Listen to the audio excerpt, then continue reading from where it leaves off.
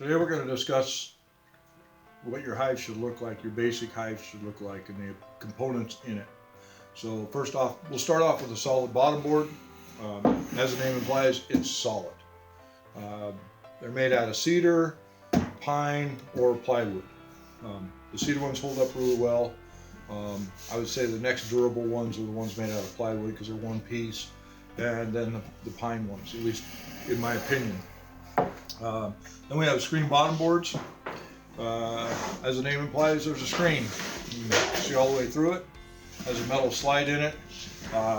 You put the slide in the winter and take it out in the spring. Some people leave them out all year long. But you can slide a sheet of paper in there to do a mic drop count. You can do the same thing with this. Just talk with your instructors on how to do a mic drop check with using a solid bottom board. Okay, so that's the base. Let's move on to the next piece of the puzzle. And just because I like solid, I'm gonna use a solid bottom board for this demonstration. It's what I prefer. Okay.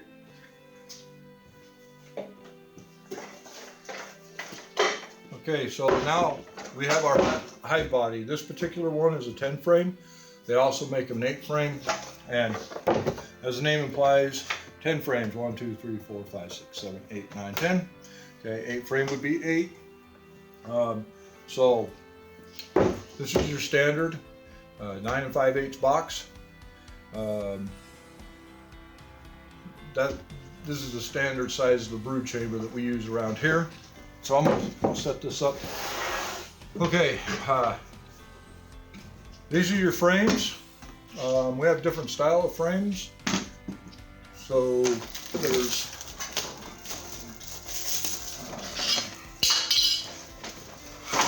what you're most commonly going to find these days is yellow foundation.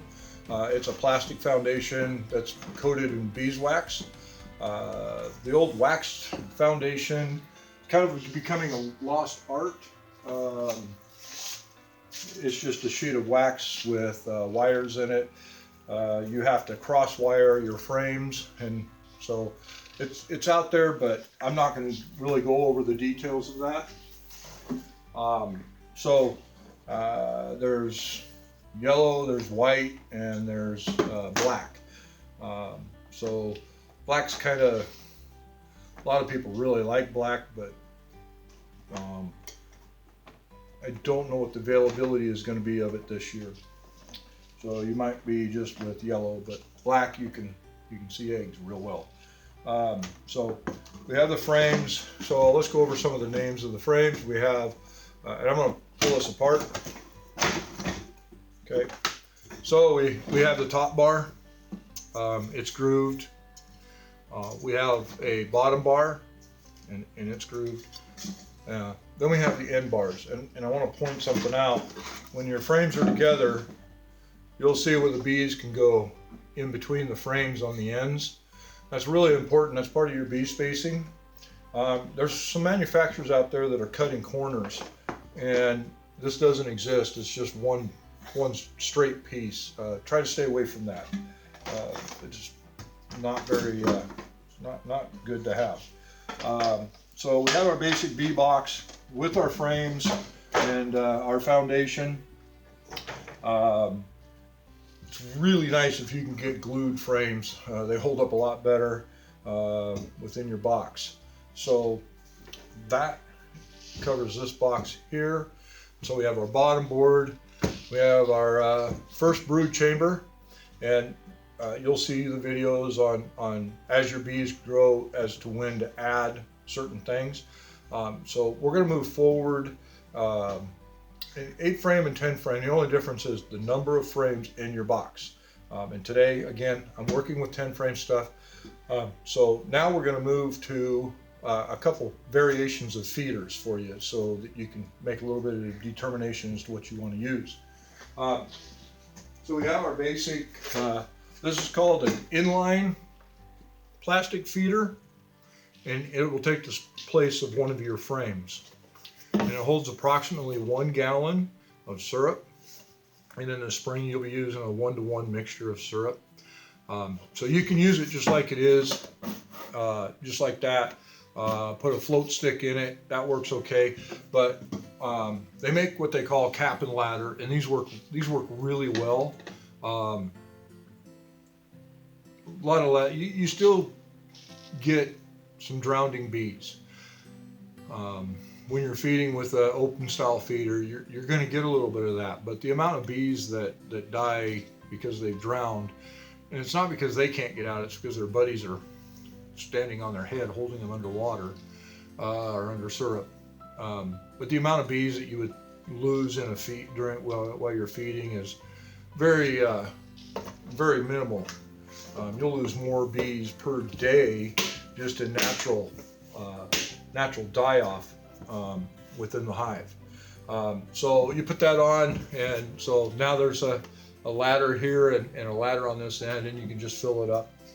And that would go right down in place of a frame. So remember, we pulled the frame out. Now we have this feeder in here, and now we can feed our bees.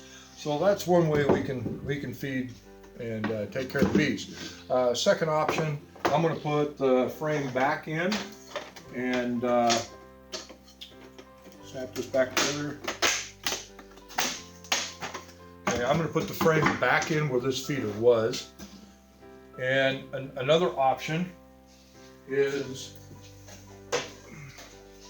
on a lot of the new telescopic lids, if that's the route you go, they actually have a hole in the center to accept a feeding jar. So this works on intercut with this is an inner cover. It has an entrance up on top, and that would go directly over the top of your hive. And then you have a perforated lid. And I don't know if that's going to show up on the camera, but there's a bunch of holes in that. And that can screw to your standard mason jar, whether it be a pint or quart, even some of the half-gallon jars. It's really hard to find those, but with a small opening. Typically, most people use a pint or a quart, and that just sits right down in the lid, just like that. And then you would put another box over the top, an empty box. I have an empty one here, real quick.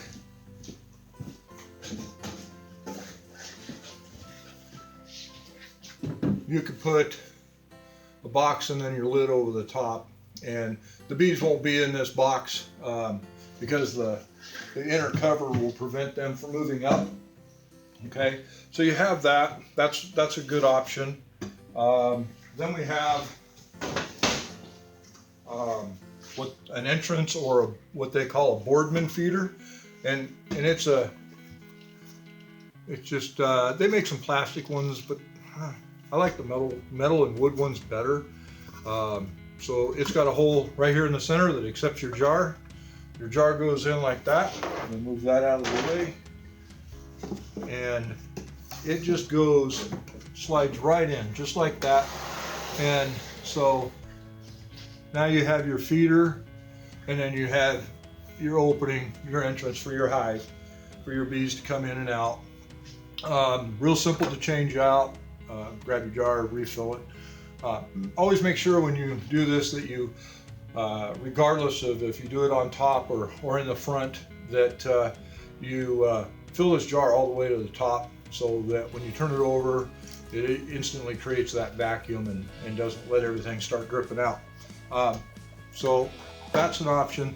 Obviously, there's advantages and disadvantages to every style of feeder. So the reason we like inline feeders, remember this guy that takes the place of your frame. We like these a little better because they're inside the hive, and the bees help keep this warm. It's not hot, but it's just their ambient temperature within the hive. This kind of matches that, and so it's a little more available. The bees will accept it a little more. Usually, when you have this in here, you really want to situate your cluster of bees next to the feeder, and they'll expand over the side. And we have a lot of good videos out there the club does of the progression of how a hive grows. So make sure you watch those videos. Having an entrance feeder at night just gets cold. So bees don't always like to have cold syrup, especially when they're starting out. There's a lot of, you'll see a lot of stuff where people say they don't feed their bees, but in this area, we don't have a sustainable nectar flow when you first get your bees. And especially packaged bees, you need that syrup for their food, because they won't have any food stores, and two, it gets them to helps them draw the comb out so they can make their wax and make their comb. So a lot of people like these, but I prefer an inline feeder. Obviously, you'll probably go with what you like. There's hive top feeders. We don't recommend those. We get too cold here, and the bees don't produce enough heat to keep that much syrup warm. Okay, so please be aware of that. Again, talk with your instructors and your mentors, and you'll figure out what you like to use. So we'll just leave that on there, and I'll show you the next step. So you would have your inner cover, and this is part of a telescopic cover system, and so then you have your telescopic cover. And so before I put this on, I'm gonna move this over to the side and kind of talk about a couple different styles of lids that you might encounter. So telescopic cover has about 1.5 inches, 1 3/4 rim all the way around. It goes over you really need to have an inner cover. It goes over the top, and it surrounds. It's a little wider than your hive, so it surrounds, and they're really good lids. So there's that style of lid, and then we have just what we call a migratory style lid. So migratory style lid, it just is basically the same size as the box. There's a lot of different ones out there. I personally make my own. They're covered with metal, but they go right over the top. They don't hang over on the sides like the telescopic cover did, but this is what I use in my operation. So anyway, that's that. Now let's talk about as your bees expand and the things you're going to do.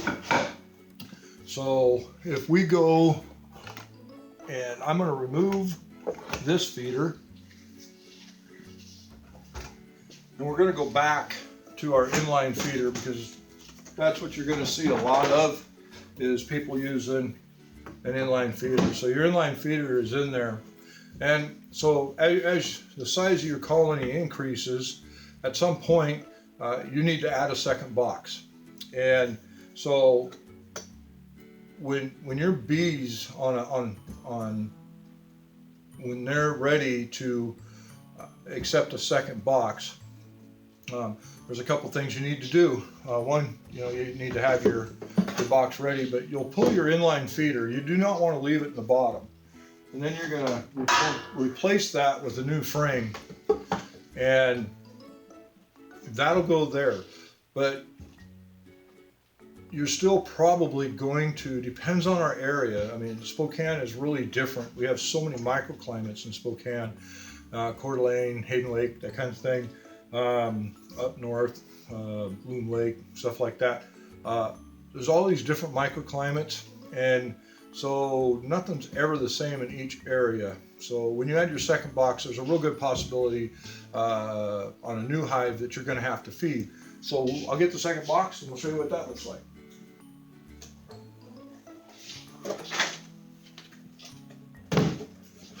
Okay, so you would add your second box when it's time, and you would pull your frame out and you would replace it with your inline feeder.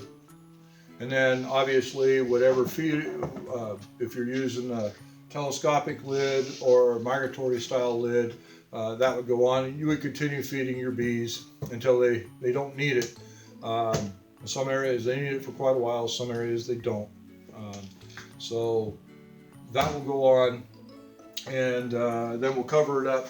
And I'll just go ahead just to give you another view of the telescopic, and so you can see this upper entrance right here. I like to have my entrances a little bit bigger than that. This is a 3/8 by 1 inch. I like to have 3/8 by 3 inches, but this still, that works really well. And then obviously your telescopic lid. Okay, and so I want to show you that at a little bit better angle so you can see how it overlaps on the sides. We'll go back to the migratory style.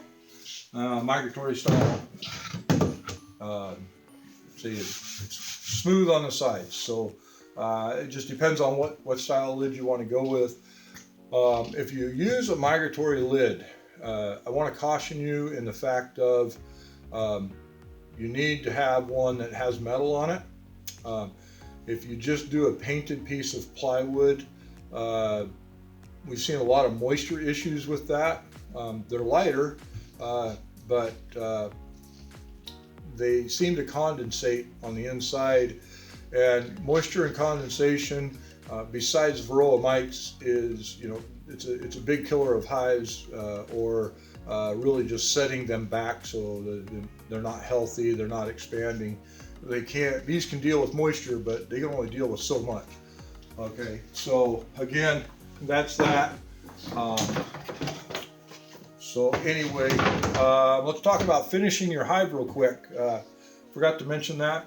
So when you get your if you go with the telescopic lid, see the metal is loose. You're going to have to nail it on. Your supply shop typically will give you the nails for that. But you want to paint all of your exposed surfaces. Now, everybody always says, what kind of paint? Well, your equipment's expensive, I get it, but use good quality paint. Personally, I used to sell paint years ago, and I know technology's changed, but I still like to prime all of my boxes, especially the end grain on box joints, cleats if you're using cleats. I like to prime my boxes first and then apply 2 good coats of an exterior grade paint or stain. Some guys are using now, and they look really good, they're using a clear sealer. I don't know if I'm going to go ahead and mention names. Thompson's water seals.